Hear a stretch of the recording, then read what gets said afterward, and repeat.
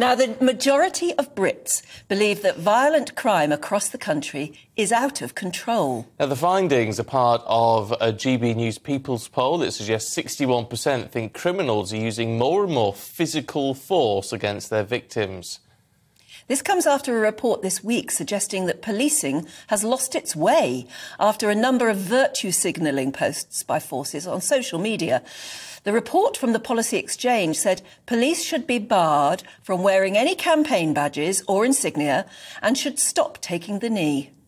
Well, let's talk to Matthew Goodwin, an academic and professor of politics who's been in charge of this poll. Morning, Matthew. It's good to see you this morning. There's some interesting things coming out of this poll. Let's talk about the violent crime to start with. I mean, that seems hugely concerning. Do we know what it's down to, what people are blaming for this? Well, the numbers are striking, as you say. We find that most people do now feel that violent crime is out of control. I think that's tapping into, most likely, many of the stories that we've all been reading about stabbings, the incidents in Liverpool.